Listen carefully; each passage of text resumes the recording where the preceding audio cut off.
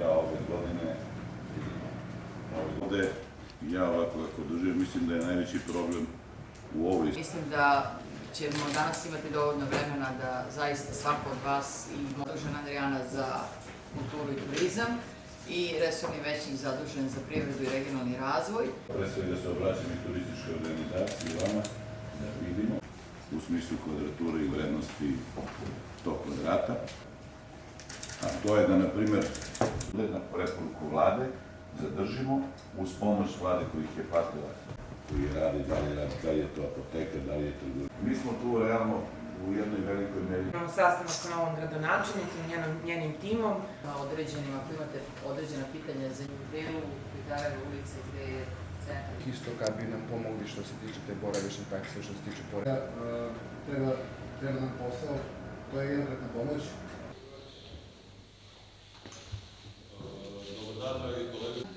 Održali smo jedan vrlo konstruktivan sastanak sa hotelijerima i predstavnicima ugostiteljskih radnji u Nišu kako bismo vidjeli gde to lokalna samouprava, odnosno grad Niš može da pomogne hotelijerima da što bolje prevaziđu ovu situaciju koju je donela korona. Ja sam vrlo zadovoljna ovim sastankom, čuli smo zaista konkretne predloge, čuli smo naravno šta to muči hotelijere, naravno nešto od toga može lokalna samouprava određenim svojim izmenama i dopunama odluka da promeni i da poboljša, odnosno da pomogne hotelijerima u ovim mesecima COVID-a, a sa druge strane smo čuli i neke planove za dalju saradnju i zajedno sa preduzećima javnim, zajedno sa turističkom organizacijom Niša, mislim da smo na istom zadatku i da hotelima koji svakako primaju goste iz svih krajeva sveta, doduše sada privremeno ne zbog korone, možemo na ovaj ili onaj način da pomognemo, tim pre što su i to ljudi koji zapošljavaju veliki broj radnika, a i svojim angažovanjem, odnosno delovanjem promovišu grad Niš u svetu. Mi očekujemo pre svega smanjenje poreza na imovinu, pošto u ovom periodu nismo radili, ili neko odlaganje, neke reprograme što se tiče tih poreza, ukoliko je to moguće. Očekujemo da boravišne takse koje plaćamo da na neki način budu usmerene, to je vraćene prema nama hotelima i sa svim ostalim olakšicama koji grad može da u ovom trenutku i u ovim situacijama nam izađe u susret. Zaista veliku pomoć smo dobili od Vlade Republike Srbije. Vidim da se grad maksimalno trudi, ulaže napore da nam pomogne, da čuje naše probleme. Gospodin Spasić, moj kolega, je već izneo jedan deo problema koji su čuli i zaista potrudit će se da nađu optimalno rešenje za sve naše probleme. Pomenula bih još i gospodina Pavlovića i JKP Medijanu koji će se potruditi da izvrše, da kažemo, da nađu optimalno rešenje za reorganizaciju naplate smeća po kilogramu, a ne po površini objekta, jer gospodin Spasić i mi smo između ostalog po površini objekata najveći hotelijeri na teritoriji grada Niša i to bi nam jako značilo, jer zaista u svakom smislu pomoć grada će nam dobro doći kako bismo sva naša sredstva preusmerili sada na isplate ličnih dohodaka naših zapošljenih.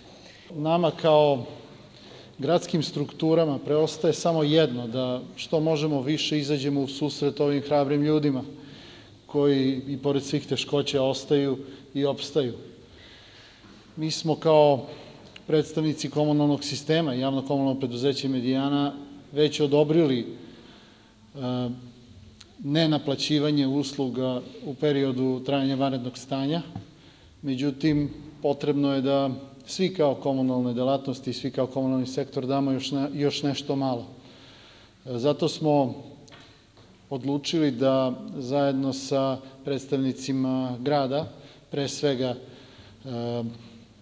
gradskog većnika koji je vezan za komunalne delatnosti, pomoćnice gradonačelnice vezane za komunalne delatnosti i ostalih gradskih struktura, razmotrimo model, neki novi model naplate potraživanja što se tiče, recimo, odvoza smeća, za šta smo mi zaduženi. Moguće je da će se još neka preduzeća uključiti u izmenu modela naplate potraživanja, ali u ovom trenutku, vezano za taj model, dobra je ideja da se eventualno pređe na naplatu po težini otpada umesto naplatu po kvadraturi. Javno komunalno preduzeće Najsus će u sklopu pomoći pre svega hotelijerima koji zaista imaju velike probleme izaći u susret na taj način što će praktično uvesti jednu vrstu moratorijuma ili sklopiti ugovor o moratorijumu na izvršenje usluga do kraja ove godine ili ćemo praktično s druge strane i produžiti mogućnost za potpisivanje ugovora o reprogramu njihovih dugovanja. Nadamo se da će to bar makar malo ublažiti sve njihove probleme, a naravno sve to ćemo raditi na njihov zahtev i kao i obično javno komunalno preduzeće Najsus je tu da se uvek dogovori o načinu izmirenja obaveza onako kako je najbolje svim našim korisnicima.